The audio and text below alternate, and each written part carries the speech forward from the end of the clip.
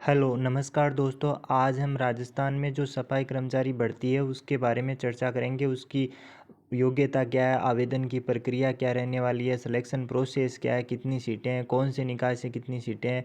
तो official notification के साथ में हम चर्चा करेंगे। जो स्वायत्त शासन विभाग है हमारा जयपुर, उनसे ये नोटिफिकेशन जारी हुआ है 1 मार्च 2024 को। तो इस मतलब नोटिफिकेशन में क्या दिया हुआ है, नोटिफिकेशन के अनुसार हम चर्चा करेंगे। तो इसमें नोटिफिकेशन में देखो, राजस्थान नगर पालिका जो भर्ती है इसमें लिखा हुआ है कि राजस्थान नगर पालिका सफाई कर्मचारी सेवा नियम 2012 के अंतर्गत राज्य की 186 नगरीय निकायों का निकायवार विज्ञापित कुल सफाई कर्मचारियों के 24,797 रिक्त पदों की सीधी भर्ती है। तो इच्छुक योग्यताधारी अभ्यर्थियों के ऑनलाइन आवेदन पत्र, ऑनलाइन एप्लीकेशन फॉर्म आमंत्रित किए जाते हैं। अभ्यर्थियों को निकायवार विज्ञापित पदों के आवेदन 4 मार्च 2024 से दिनांक 24 मार्च लिखा हुआ है यहाँ पर, कितना, 24 मार्च 2024, ये डेट ध्यान रखना। लास्ट डेट है एग्ज़ाम मतलब जो एप्लीकेशन फॉर्म भरने की 24 मार्च है, कितनी, 24 मार्च 2024। तो ये लास्ट डेट है, मतलब 12 बजे तक रात की किया जाएगा। ऑनलाइन आवेदन भरने में आवेदन को किसी भी त्रुटि के लिए दिनांक, जो हमारी जो एरर मतलब गलती रह जाती है ना एप्लीकेशन फॉर्म में, तो उसकी मतलब संशोधन हेतु दिनांक 27 मार्च 2000 जो 24 से 2 अप्रैल 2024 तक मतलब संशोधन का मौका दिया जाएगा, 5-6 दिन का। इसमें तो संशोधन भी कर सकते हैं हम। तो मैं बताना चाहूँगा, आप गलती न करें, फिर भी कोई गलती हो जाती है तो आप उसमें संशोधन कर सकते हैं। एसएसओ के माध्यम से भरा जाएगा ये मतलब आवेदन। आवेदन प्रक्रिया विभाग द्वारा ऑनलाइन आवेदन पत्र, ऑनलाइन एप्लीकेशन फॉर्म भरे जाएंगे जिन्हें कि राज्य में निर्धारित ई मित्र किशोर जन सेवा केंद्र या अथवा राज्य स्वयं के स्तर पर एसएसओ पोर्टल के माध्यम से भरा जा सकता है। ऑनलाइन आवेदन पत्र भरने से पूर्व सर्वप्रथम अभ्यर्थी विस्तृत विज्ञापन पत्र मतलब ये विज्ञापन की शर्तों को पढ़ लेनी चाहिए। और ई मित्र से भर सकते हो आप, और स्वयं अपनी एसएसओ आईडी से फ़ोन से भी भर सकते हो आराम से। ऑनलाइन आवेदन भरने के लिए अभ्यर्थियों विभाग के ऑनलाइन पोर्टल, ये उसके बारे में निर्देश दिया हुआ है। पहले आपको ओटीआर कराना पड़ेगा, मतलब एसएसओ पर जो आपका पहले कभी भी सरकारी फॉर्म नहीं भरा है वैकेंसी में तो ओटीआर होता है। इसमें मतलब अलग अलग फ़ीस निर्धारित होती है, मैं आपको आगे बता दूंगा कितनी फ़ीस लगेगी। तो इस ओटीआर के निर्देश दिए हुए हैं। ओटीआर की प्रक्रिया के बस ओटीआर प्रोफाइल बनानी पड़ेगी, मतलब ओटीआर एक प्रकार का रजिस्ट्रेशन होता है एसएसओ आईडी पर। तो ओटीआर हो जाने के बाद में देखो आगे क्या करना है।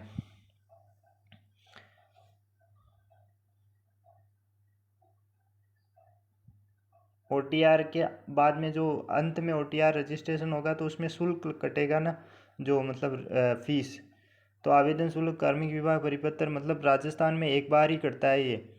सेवा नियम सफाई कर्म राजस्थान कर्मचारी चयन बोर्ड द्वारा राज्य की सभी भर्ती परीक्षाओं द्वारा अभ्यर्थी को एसएसओ आईडी लॉगिन करने के बाद में वन टाइम रजिस्ट्रेशन नियमानुसार निर्धारित शुल्क कराना होगा।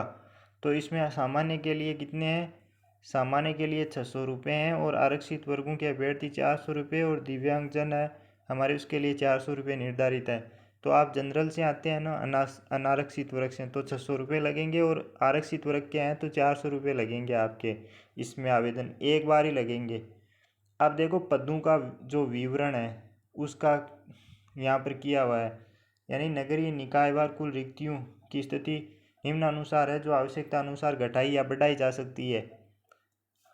जो हम संशोधन करते हैं ना ऑनलाइन, उसके बाद में गलती हो जाने के बाद में, तो उसके लिए 100 रुपये निर्धारित किया हुआ है। यहाँ पर ध्यान रखना, ये पढ़ लेना आप, वीडियो को पॉज करके भी पढ़ सकते हो आप। तो देखो इसमें यहाँ पर तो नगरीय निकाय दिया हुआ है, जिसमें देखो नगर निगम भी शामिल है हमारे, और जो 10 नगर निगम है, जिला परिषद वो भी शामिल है, और सॉरी जिला परिषद नहीं, नगर परिषद शामिल है, और नगर पालिका भी इसमें शामिल है। जिला परिषद पंचायत राज का भाग है। इसमें नगरीय जो स्वशासन के भाग हैं तीनों, वो शामिल है, तीनों स्तर के। तो इसमें देखो यहाँ पर नगरीय निकाय का नाम दिया हुआ है, और इधर पद रिक्त है उसकी संख्या दी गई। सबसे ज़्यादा पद है जयपुर ग्रेटर के अंदर, 3670 पद जयपुर हेरिटेज, इसमें 707 पद। तो आप वीडियो को पॉज करके आराम से देख लेना किस नगर निकाय में कितने पद है। मैं धीरे धीरे इसको स्क्रॉल कर रहा हूँ, वीडियो को पॉज करके भी आराम से देख सकते हो किस नगरीय निकाय में कितने पद खाली है। तो अपने अनुसार मतलब आप अपनी इच्छा अनुसार इसमें अप्लाई कर सकते हो कोई भी नगरीय निकाय से। ठीक है, आप देख लेना इसको।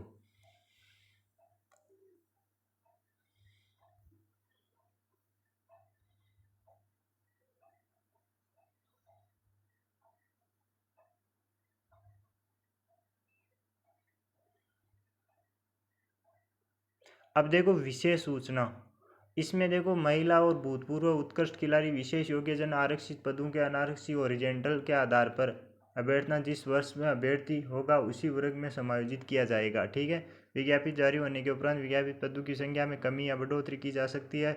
आरक्षण संबंधी प्रावधानों राज्य सरकार द्वारा नवीनतम नियमों का परिवर्तन किया जा सकेगा। मतलब इसमें जो आरक्षण मिलता है ना हर कैटेगरी को, जिसमें ई एक सर्विसमैन है, महिला है, जो हमारे दिव्यांगजन है, स्पोर्ट वाले हैं, उसको मतलब सबको आरक्षण दिया जाएगा, विधवा है, परित्यक्ता है, सबको। और विशेष सूचना में इसमें और देखो विशेष सूचना और दी हुई है।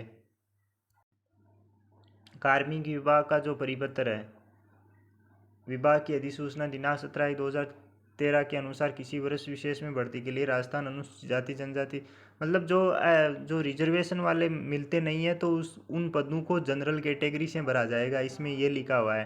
ठीक है, अब आगे देखो इसमें क्या हुआ, और काम काम की चीज़ें बता देता हूँ मैं आपको। भूतपूर्व सैनिकों हेतु, तो भूतपूर्व सैनिकों हेतु इसमें आरक्षण की व्यवस्था नहीं है। मतलब देखो लिखा हुआ ना यहाँ पर, कार्मिक दो विभाग की अधिसूचना के अनुसार कोई भी व्यक्ति जो अपने पेंशन अर्जित करने के पश्चात सेवानिवृत्त हो गया तो आगामी 1 वर्ष के भीतर उसे सेवानिवृत्त हो रहा है तो उसके समक्ष प्राधिकारी पदग्रहण से पूर्व समुचित नियोक्ता अधिकारी को सेवानिवृत्ति प्रमाण पत्र प्रस्तुत करना होगा। कोई भी आप मतलब इसको पढ़ लेना, ये एक सर्विसमैन का जो आरक्षण है ना उसके बारे में लिखा हुआ है इस पर। अब उत्कृष्ट जो हमारे खिलाड़ी या आउटस्टैंडिंग स्पोर्ट पर्सन है उसके लिए भी आरक्षण है, यहाँ पर देखो लिखा हुआ है यहाँ नोटिफिकेशन के अंदर। अब जो स्पोर्ट पर्सन है ना उसके लिए मतलब कौन से फेडरेशन से उसकी स्पोर्ट की जो सर्टिफिकेट है वो होना चाहिए। तो दो निम्न सारणी में स्तंभ 2 में उल्लेखित अंतर्राष्ट्रीय खेल संस्थान द्वारा आयोजित दी गई अनुसूची 3 में उल्लेखित खेल व अंतर्राष्ट्रीय टूर्नामेंट चैंपियन टीम स्पर्धी भारतीय टीम प्रतिस्पर्धा किया हो। अंतर्राष्ट्रीय ओलंपिक समिति हो, एशियन ओलंपिक परिषद हो, दक्षिण एशिया ओलंपिक परिषद हो, राष्ट्रमंडल खेल परिषद हो, ये और ये मतलब टूर्नामेंट के नाम है इधर। और इधर फेडरेशन है जिसमें ओलंपिक गेम्स है, एशियन गेम्स है। यदि आपके पास में मतलब इसमें शामिल होने का भी सर्टिफिकेट है ना तो भी आप लगा सकते हो राजस्थान खेल नीति के अनुसार। उसमें मतलब मेडल की आवश्यकता नहीं होगी आपको। देखो यहाँ पर या लिखा हुआ है, इसमें से कोई सा भी यदि आपके पास में सर्टिफिकेट है, ध्यान रखना वो ओरिजिनल होना चाहिए। School game federation of India द्वारा आयोजित खेलकूद में किसी भी स्कूल, नेशनल गेम, व्यक्तिगत या टीम स्पर्धा में भारतीय टीम का प्रतिनिधित्व किया हो। और इंडियन ओलंपिक एसोसिएशन या सिग्नेचर आ गए तो इस कारण में थोड़ा धुंधला दिखाई देना, आप पोज करके देख लेना आराम से वीडियो को रोक करके। विशेष योग्यजन के लिए मतलब आरक्षण दिया हुआ है यहाँ पर, देखो कितना है ये, इसमें आप देख लेना। वो मतलब उसकी योग्यता दी हुई है, कौन कौन सी योग्यता वाले दृष्टिबाधित होंगे, विशेष योग्यजन सॉरी।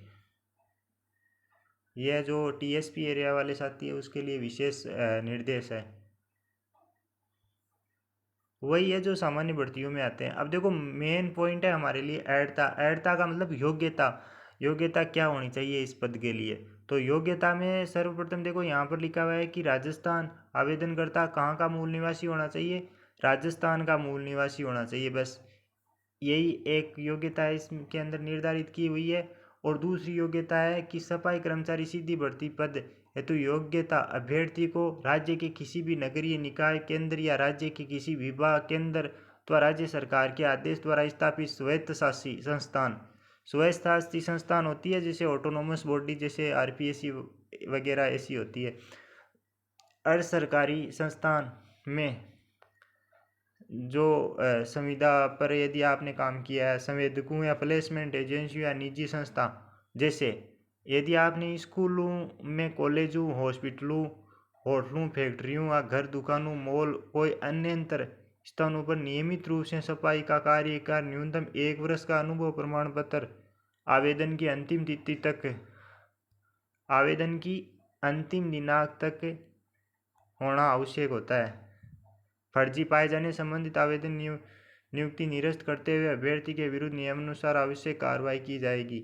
मतलब फर्जी नहीं होना चाहिए। कोई प्राइवेट स्कूल का भी देखो यहाँ पर चल जाए, कोई दुकान है यदि रजिस्टर्ड है, उसकी जीएसटी देता है वो, तो उसका भी चल जाएगा, पर होना एकदम सही चाहिए।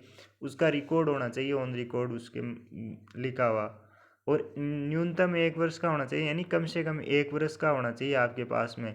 देख लो इसके अंदर दो ही है, कोई और आप अनपढ़ हो तो भी चल जाएगा, पर ये अनुभव प्रमाण पत्र होना चाहिए आपके पास। और आपको मतलब सफाई का चाहे आपने झाड़ू पोछा भी किया हो, आपको आना चाहिए वो काम कर, जो आप मतलब इसमें दे रहे हो ना अनुभव प्रमाण पत्र में लिखित में, वो काम आपको आना चाहिए।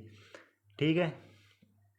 अब देखो ये तो नॉर्मल चीज़ें हैं। चरित्र प्रमाण पत्र लिखा हुआ है यहाँ पर, जो चरित्र राजपत्रित अधिकारी नगर पालिका है, first grade lecturer, school lecturer से बनवा सकते हो आप, विधान परिषद सदस्य, संसद, ये तो मतलब सिलेक्शन होने के बाद में चाहिए ये चीज़ें। तो अब हम देखेंगे इसमें जो वेतनमान है वो क्या दिया हुआ है।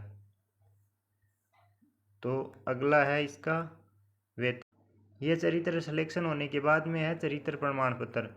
तो अब है वेतनमान, यानी कि तनख्वाह, सैलरी। राज्य सरकार द्वारा 7वें वेतन आयोग के अनुसार सफाई कर्मचारी पे मैट्रिक लेवल 1 निर्धारित है, जिसमें परिवीक्षा काल, जो प्रोबेशन पीरियड होता है, मासिक नियमित पारिश्रमिक राज्य सरकार द्वारा अनुदारित देय होगा। यानी कि जो लेवल फर्स्ट है ना, जो पशु परिचर की वैकेंसी आई हुई है ना, सेम ही इसका वेतन वो सेम ही है।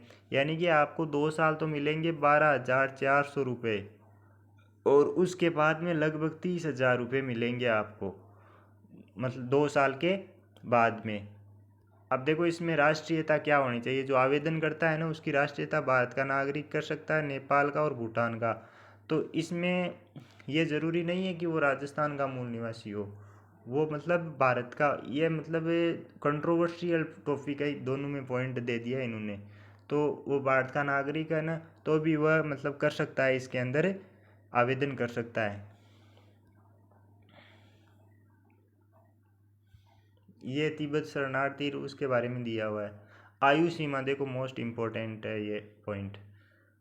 सफाई कर्मचारी पद हेतु दिनांक 1/1/2025 को न्यूनतम, देखो 1/1/2000 यानी 1 जनवरी 2025 है इसकी गणना की जाएगी। तो इसको 18 वर्ष या न्यूनतम कम से कम 18 वर्ष का होना चाहिए 1 जनवरी 2025 को, और अधिकतम 10 वर्ष, मतलब 40 वर्ष कम से कम, जो अभ्यर्थी पूर्व विज्ञापित अनुसार, यदि पहले विज्ञप्ति आई थी और उसके अनुसार भी आयु थी ना उस अभ्यर्थी, तो उस वो भी आवेदन कर सकता है। अब देखो आरक्षित वर्गों को छूट दी गई है, जिसमें SC ST और OBC और MBC यानी अति पिछड़ा वर्ग को 5 वर्ष की छूट है, और सामान्य वर्ग की महिला जो राजस्थान की मूल निवासी है 5 वर्ष की छूट है, और SC ST और OBC और MBC की महिलाओं को 10 वर्ष की छूट है। विधवा, विच्छिन्न, परित्यागता है ना, उसके लिए कोई आयु का निर्धारण नहीं है, बस वो 60 साल की नहीं होनी चाहिए नियुक्ति के समय। और ये पढ़ लेना आप, विशेष कोई आपके लिए लागू होता हो कोई पॉइंट तो।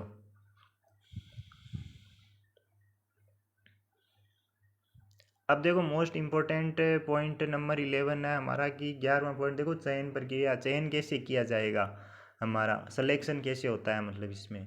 तो नगरीय निकायवार विज्ञापित पदों को, जो मतलब निकायवार पद दिए हुए हैं ना, पदों को प्राप्त आवेदकों में से पात्र अभ्यर्थियों का चयन विज्ञापित पदों के वर्गवार 3 गुना अभ्यर्थियों को लॉटरी प्रक्रिया का प्रायोगिक परीक्षा का मूल्यांकन हेतु किया जाएगा, जिसमें 3 माह की समयावधि नगरीय निकाय।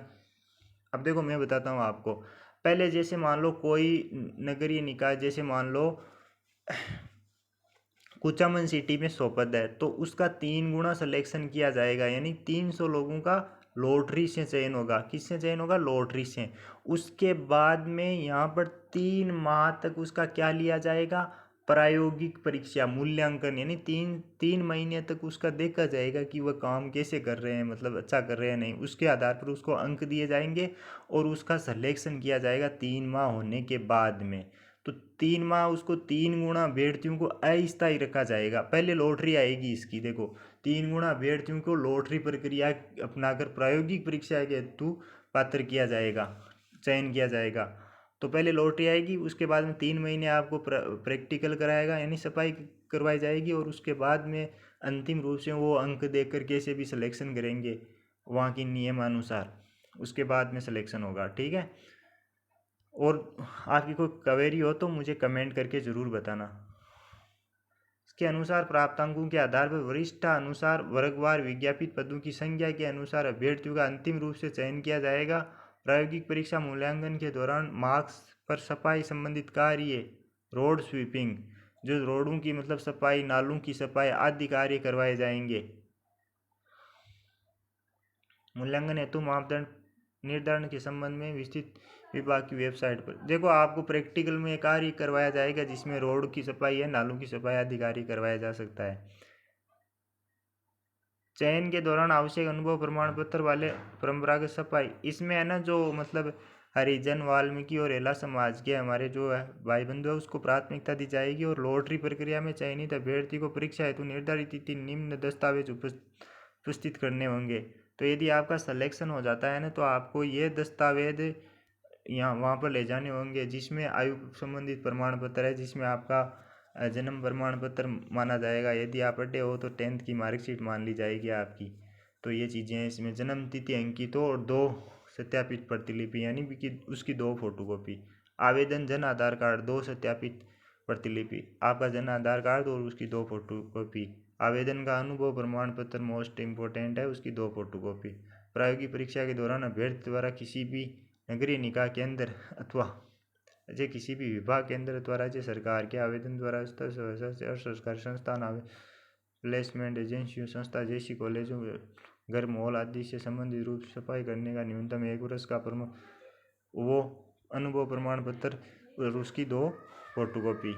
2 चरित्र प्रमाण पत्र जो 6 माह की अवधि में जारी किए। दोस्तों इसमें है ना देखो, ये तो आप डॉक्यूमेंट दिए हुए हैं पूरे, और इसमें ये पूरे डॉक्यूमेंट है, आप पढ़ लेना वीडियो को पॉज करके। ये सिलेक्शन होने के बाद में ले जाने वाली चीज़ें हैं। अब पॉइंट नंबर 12 पर आते हैं। देखो पेंशन, यहाँ पर ओपीएस है, ओल्ड पेंशन स्कीम जो आर्मी में लागू होती है ना वो इनमें दी हुई है। देखो राजस्थान में सभी नौकरियों में पेंशन है। नवनियुक्त कार्मिकों को राज्य सरकार के प्रभावी नियमों अनुसार पेंशन देय होगी, जिसमें विवाह पंजीयन, यदि आप विवाहित हो तो मतलब आपको विवाह प्रमाण पत्र प्रस्तुत करना है। ठीक है, और जो परित्यागता है तो उसका विवाह का वांछित मतलब विवाह का जो होती है ना डिग्री वो प्रस्तुत करनी है। ऑनलाइन आवेदन पत्र भरने की अवधि तो मैंने पहले ही बता दिया, 4 मार्च से 24 मार्च तक है ये अवधि, और 27 मार्च से 2 अप्रैल तक आप क्या कर सकते हो, इसमें संशोधन कर सकते हो यदि आपसे कोई गलती हो गई है तो। ठीक है, अब देखो नियुक्ति के लिए अयोग्यता क्या हुई है। इसमें कोई आवेदन अपनी इच्छा अनुसार केवल एक ही नगरीय निकाय में आवेदन कर सकता है, एक ही फार्म भर सकते हो आप। और यदि आपसे एक से अधिक आवेदन भरे हैं तो आप मतलब आवेदन पत्र क्या माना जाएगा, निरस्त माना जाएगा। कोई भी अभ्यर्थी जिसके एक से अधिक जीवित पत्नियां हैं, यदि एक से अधिक पत्नियां हैं ना आपके, तो भी आप इसके लिए योग्य नहीं हो। इस प्रकार बात का समाधान करने के ऐसा करने के लिए विशेष आधार है, तो इसे किसी भी अभ्यर्थी को छूट दे नहीं है। कोई भी महिला अभ्यर्थी जिसने किसी ऐसे व्यक्ति से विवाह किया जिसके पहले से ही कोई पत्नी है, मतलब ऐसे व्यक्ति से विवाह किया महिला ने जिसके पहले से कोई मतलब पत्नी है, तो वो भी महिला इसके लिए पात्र नहीं है। किसी भी विवाहित अभ्यर्थी को नियुक्ति के लिए पात्र नहीं माना जाएगा यदि उसने अपने विवाह के समय दहेज स्वीकार किया है, मतलब दहेज लेने वालों को भी इसके लिए योग्य नहीं माना जाएगा। ये सभी वैकेंसियों में होते हैं, सामान्य नियम है ये कोई खास नहीं है। आपके 2 से अधिक बच्चे नहीं होने चाहिए। अब देखो इसमें है ना मतलब यदि आप अनपढ़ हो ना तो आप अंगूठे का निशान अपलोड कर सकते हो, और आपको हस्ताक्षर वो ई मित्र वाला कर देगा, आप इसकी परवाह नहीं करनी आपको। तो ठीक है दोस्तों, ये मतलब था। और देखो इसमें लास्ट में दिया हुआ है, अभ्यर्थी को लॉटरी प्रक्रिया प्रायोगिक परीक्षा संबंधी सूचना अलग से विभाग की वेबसाइट, ध्यान रखना। देखो ये विभाग की वेबसाइट है, तो इस पर ही आपको मतलब इसकी लॉटरी की प्रक्रिया सभी निकायवार मिल जाएगी, चाहे कोई सा भी निकाय हो राजस्थान में।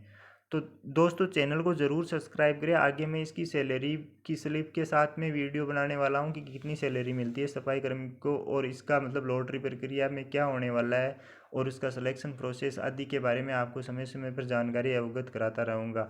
Okay bye, thank you for watching.